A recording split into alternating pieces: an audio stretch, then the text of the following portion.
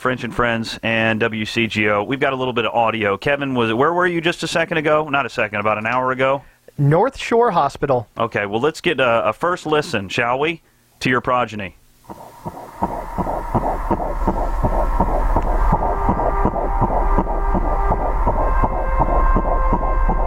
Oh, yeah. You excited? I am very excited, yes. The Star Child. The Star Child. Here's what you need to do. I recommend it. I got to get tested for Zika. Well, beside that, you need to take this recording that I've made here, of your recording. Sunshine State. You never know what could be popping out around the corner to get you. And what you do is you play it, and you get the headphones, you stick them on your wife's belly as it expands.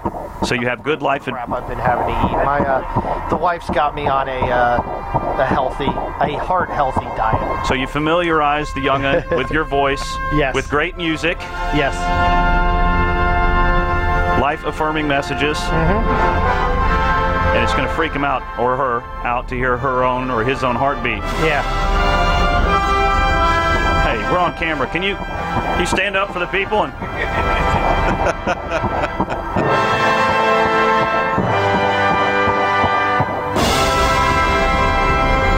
future president of the world right there.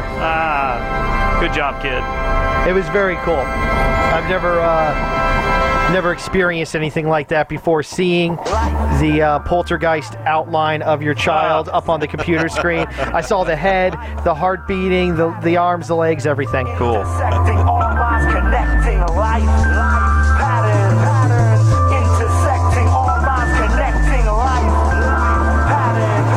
Further proof of God's infinite handiwork. You're listening to French and Friends. French and So, question. How do you feel? Stoked. Excited. Brad Pulver's with us today. Yeah. So we couldn't ask for a single thing more. What's up, Brad? Hey, what's up? All good.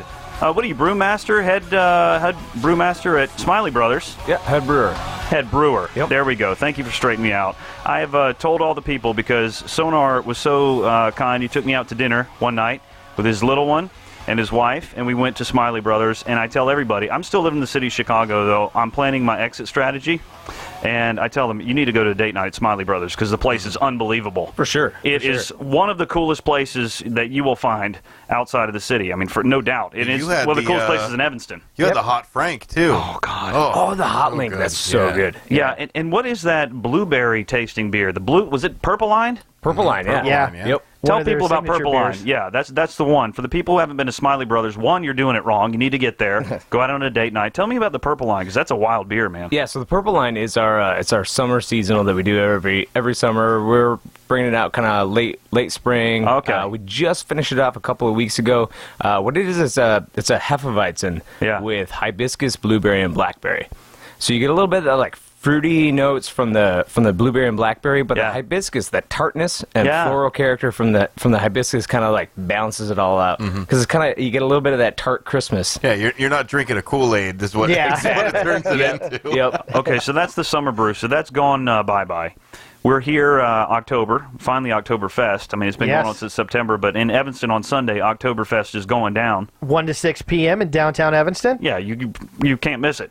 Yeah. So you get off the train or you park along the periphery, and Oktoberfest is going to be going on. Brad, you'll be there? I will be there. Smylie Brothers will be there. Yep. And what are you pouring for the people? So we are going to be pouring our lager. We just started doing a lager this year. It's kind of based on a Munich Helles. We kind of figured with Oktoberfest, we got to have our lager on. Yeah. So we're doing our lager. We have a Wee Heavy that we just tapped at the pub. We're bringing that with us. Wee Heavy. Wee Heavy. It's a strong Scottish ale. Oh. Yeah. Big malty, caramely flavors. I love a good Scotch ale. Lots of alcohol. Yeah. So, I think we're doing it at it's 9.5% ABV. So it's a big old beer, and we're pouring it on nitro. So it's a nitrogen beer. Are those tend to be a little smoother?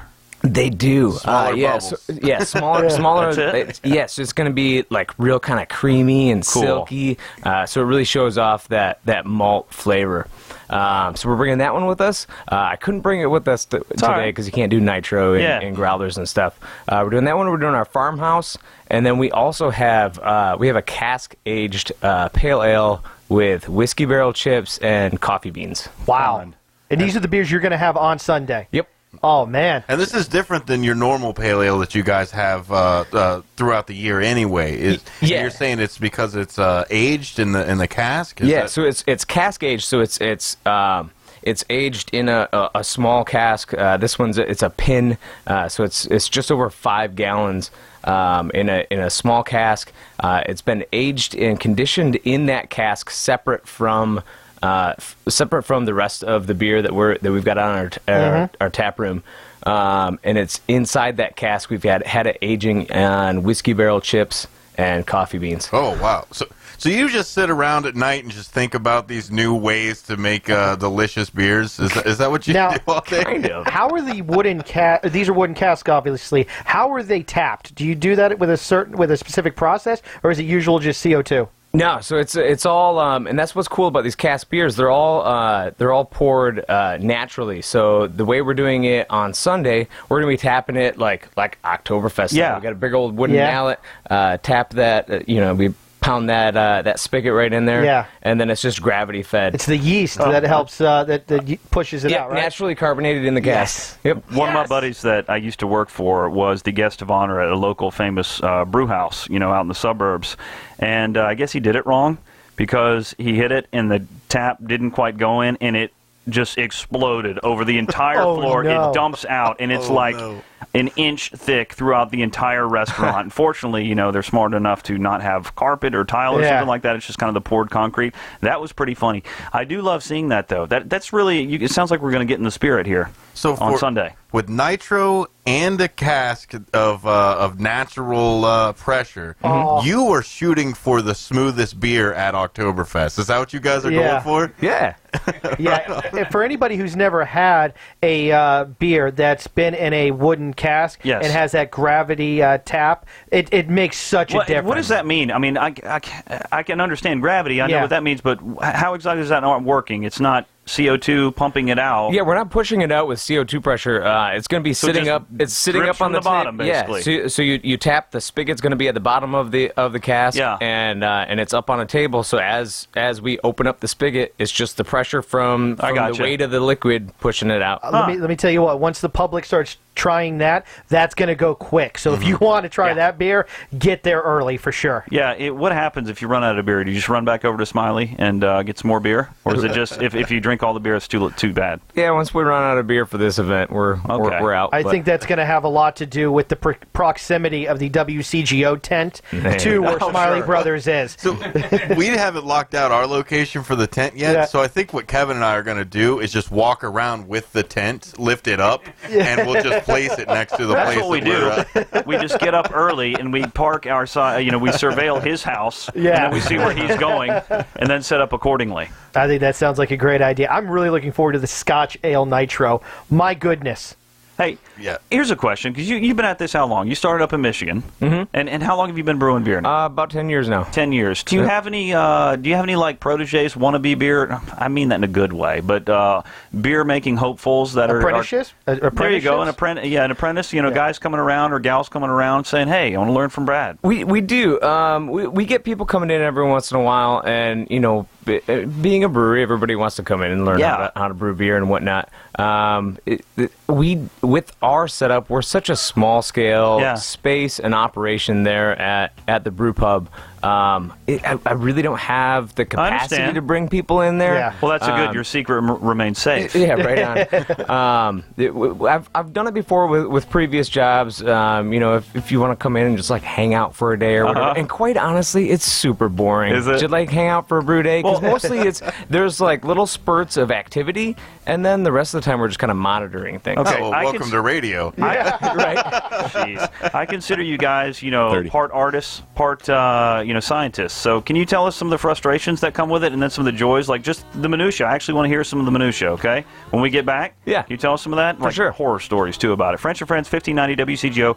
Brad Pulver is with us. He's going to be at Oktoberfest with Smylie Brothers Brewing Sunday, 1 to 6 p.m. downtown Evanston. I just want to hold the divine in my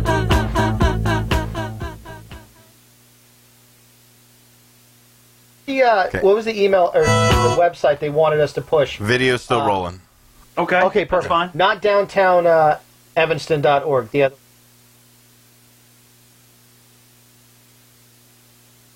Email. What do y'all need? The exact website that Downtown Evanston wants us to push. For Oh, gotcha. Hey, did I just need to do one of those Minuteman Press reads today?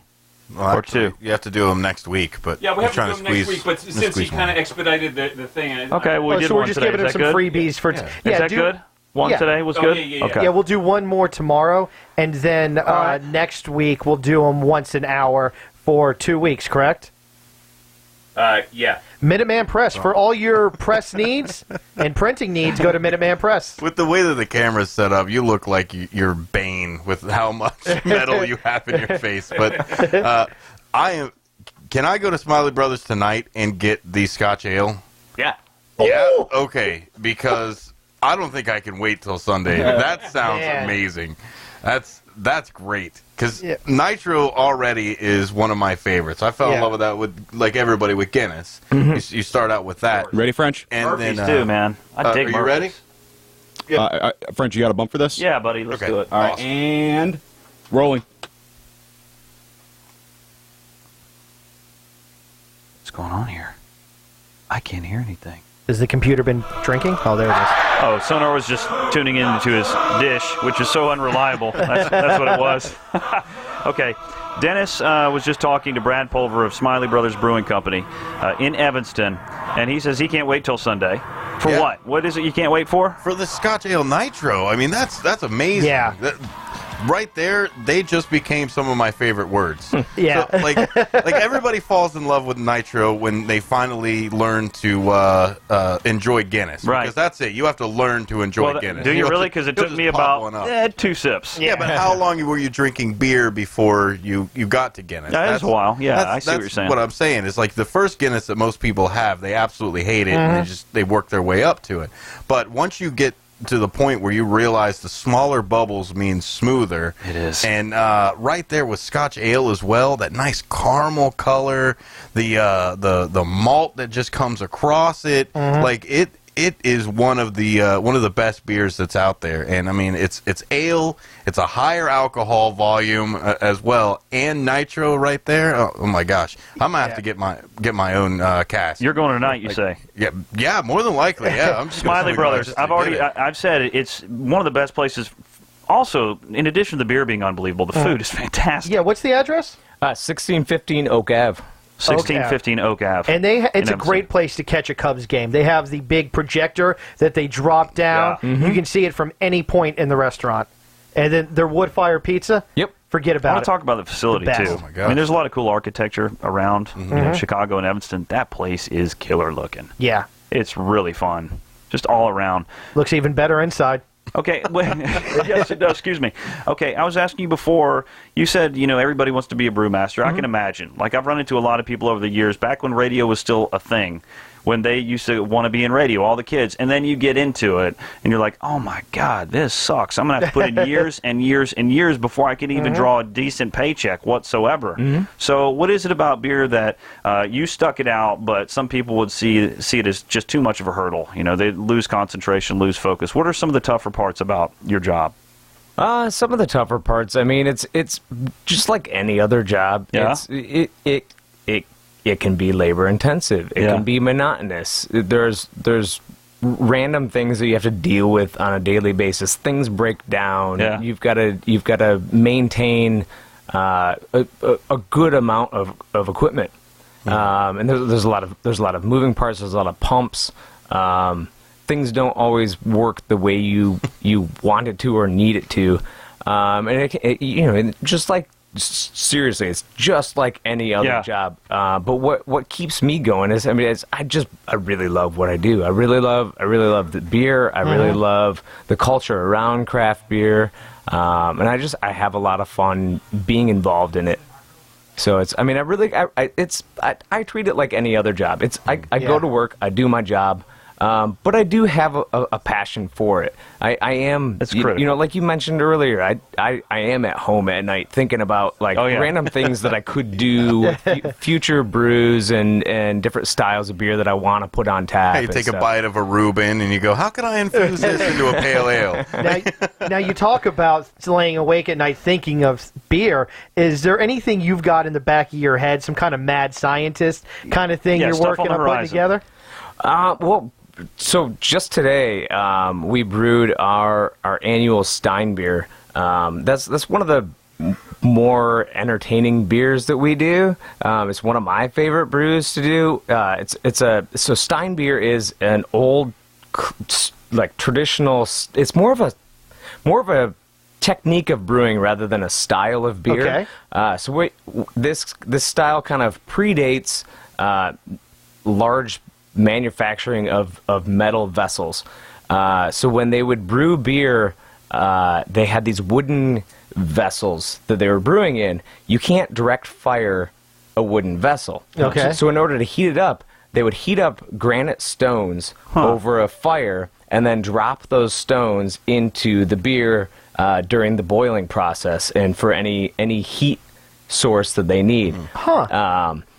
And so that's what we do with our Stein beer. We heat up granite stones in our pizza oven. We get them screaming hot, and we lower them down into our boil kettle to aid in the boiling process. And what this does is we pick up a little bit of kind of smoky character from the wood burning oven, and that gets contributed into the beer. Not necessarily like a smoky beer, but it's just kind of a little hint. Not enough to pick it out as being smokiness, but you'd notice it if it wasn't there.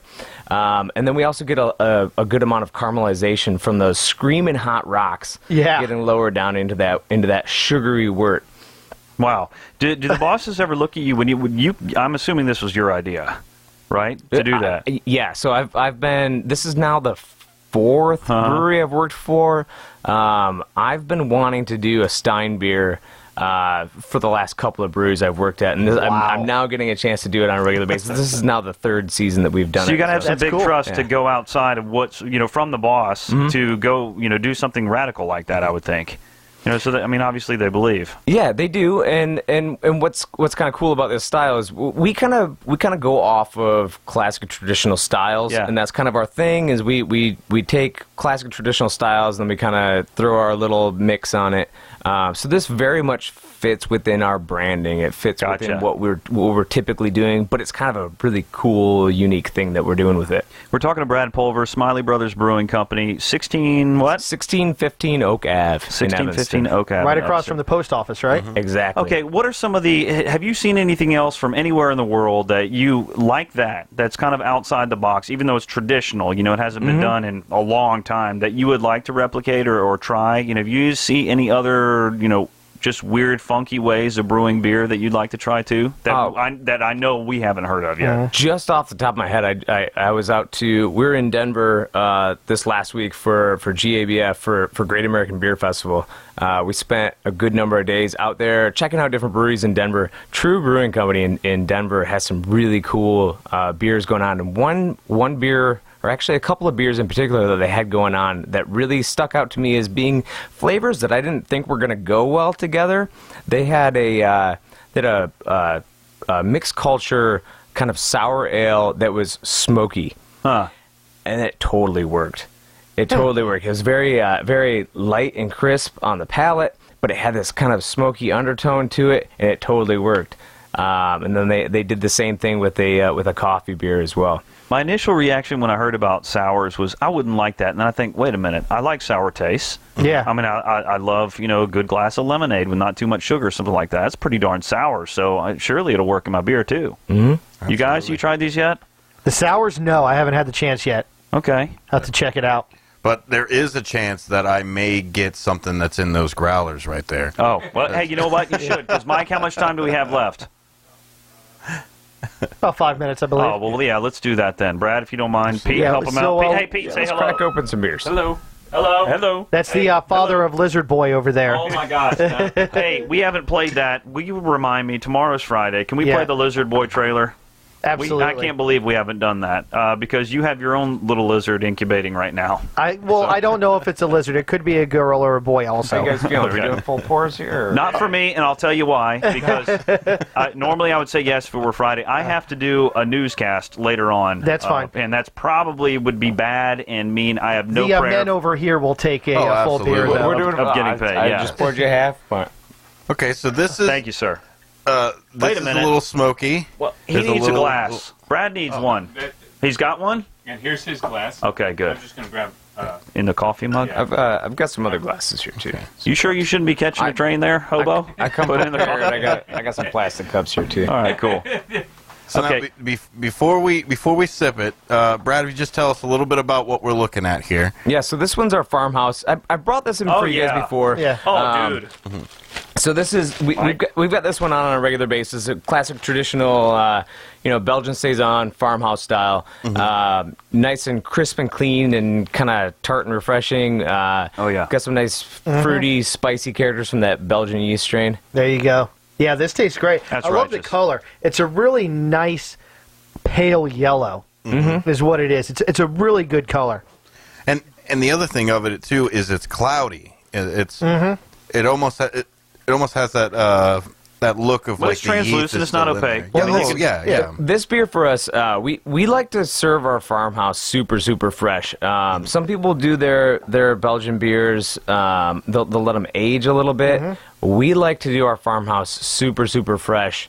And we're not filtering any of our beers. So what you'll find with our farmhouse, because it is so fresh, when a batch first goes on tap, it'll be a little hazy, and then as it sits, it kind of settles out and clears out. So if you come in, it could very well be a crystal clear beer. It just means it's been on for a good week or so. Now, what's the difference? You said that you get these type of beers, these Belgian ones, you get these fresh.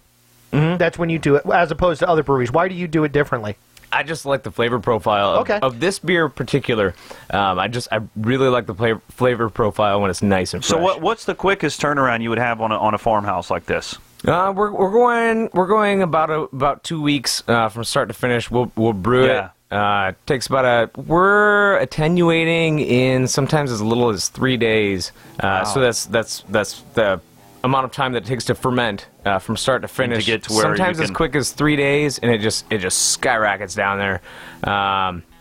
We get it down nice and light and dry. And then we're giving it a little bit of time to kind of condition and mature in the tank, but we still want it nice and fresh. Yeah.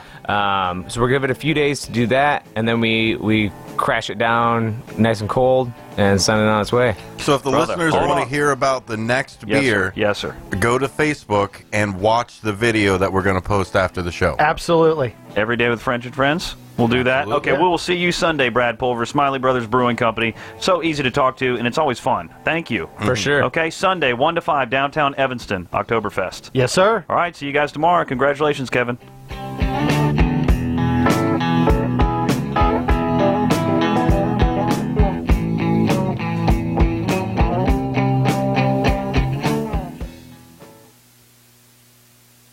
Keep it quick.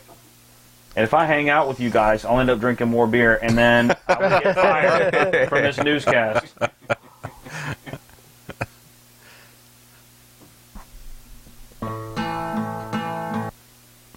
Oh, we just roll? Yeah. Let's do it. We don't even need all this. No, we don't need to do any of this, man. We're just talking. I Cameras want to are listen rolling. to some songs. Yeah, These are throw some songs from my home state, okay?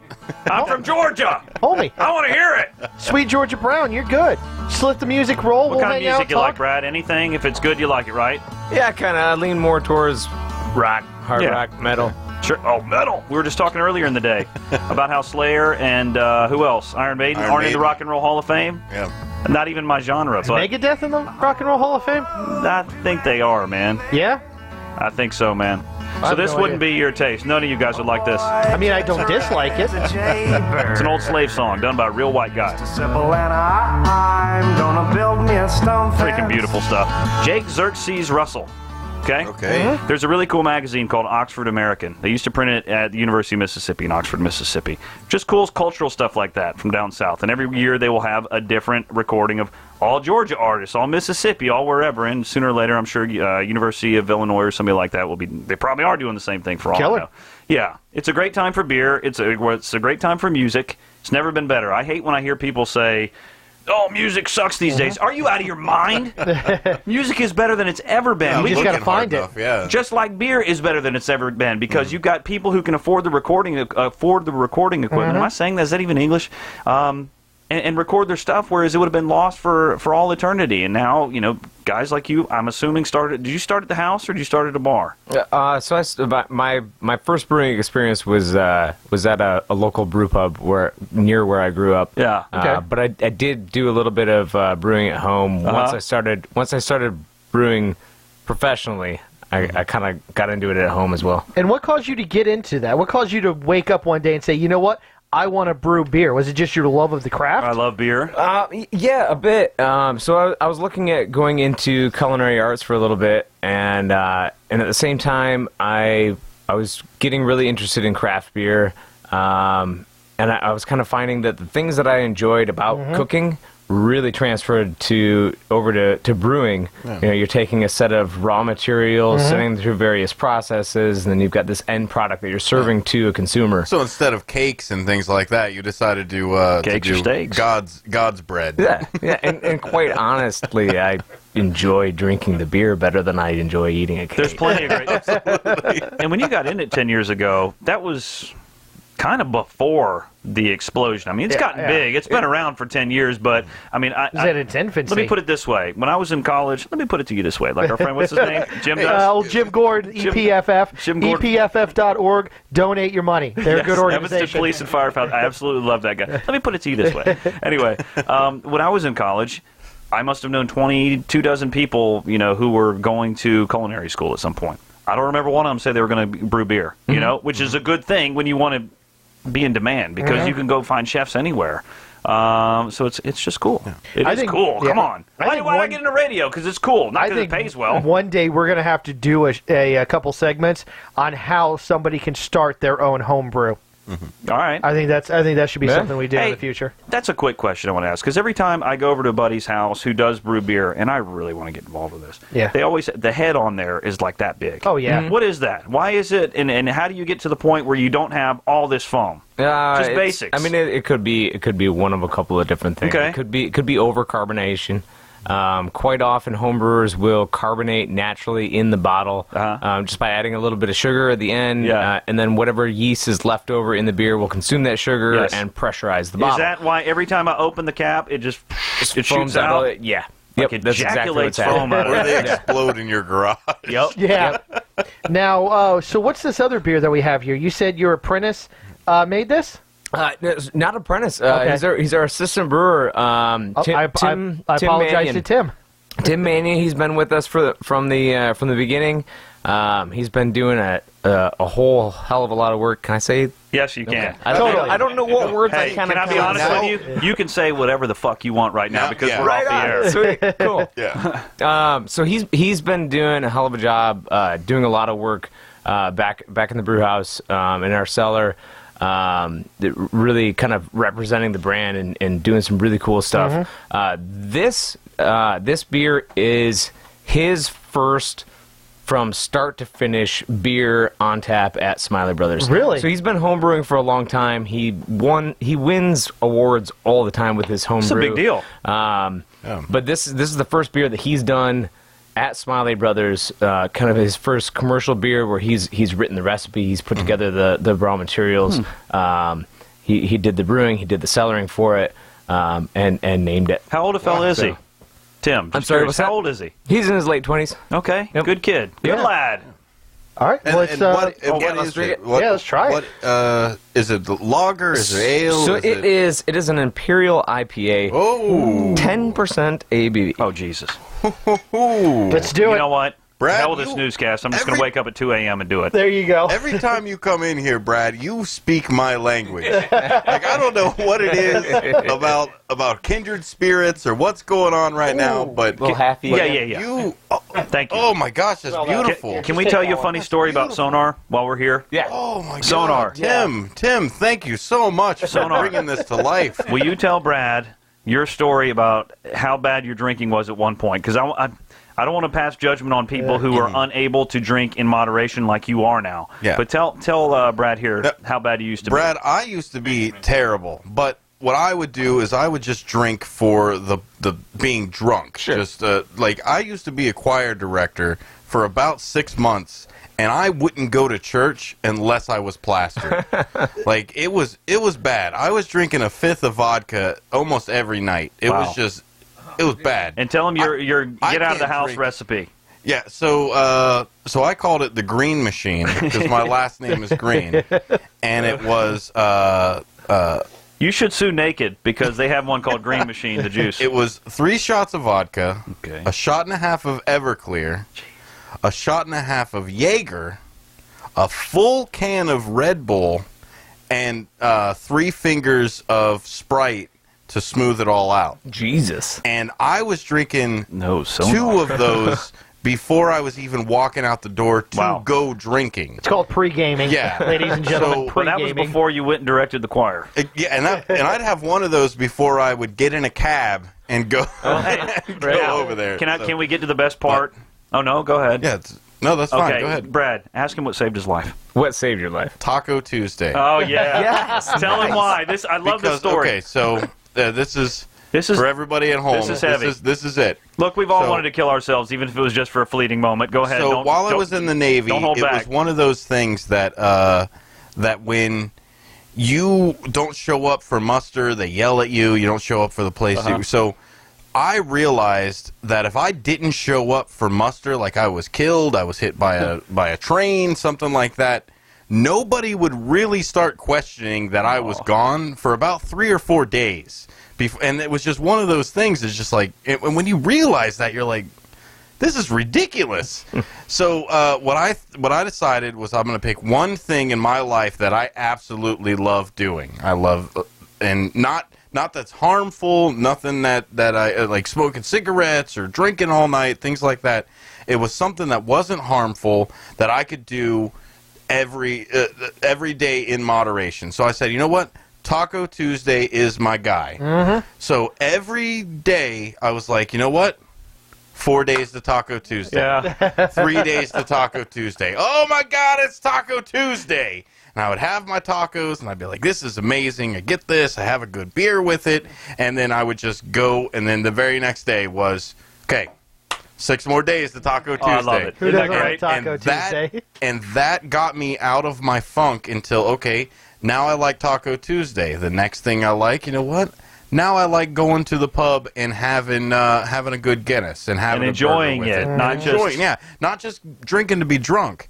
And then you start adding more and more things to your life. Before he knew it, he had a girlfriend and a job and a family. Yeah, so it's one And of those things prospects. that I finally brought myself down and said, you know what, this is it. This is what I can do, and moderation is the key. And I'll tell you what, this beer that you bring over just reinstills that life is too short to drink crap.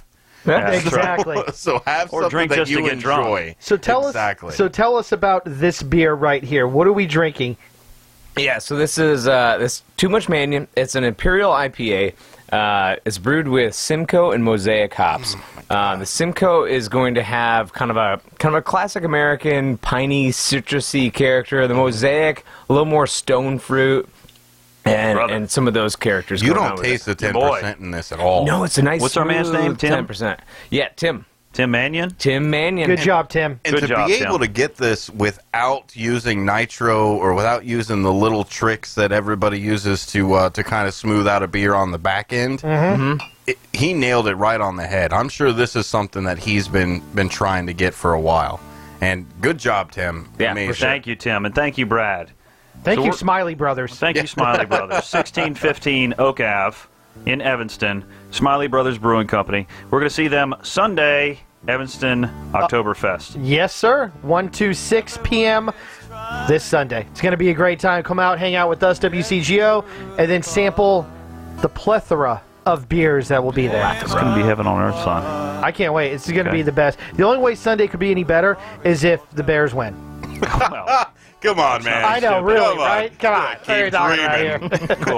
All right, well, my dad's in town. I haven't seen my dad in 4.5 years. So Really? we'll be bringing him. Isn't that ridiculous? Oh, my God. I know. I'm glad he's here. Me too. Bring him to Smylie. Will do. French and Friends. Thank you, Brad. For sure. Smylie Brothers. Got to check it out. Oh,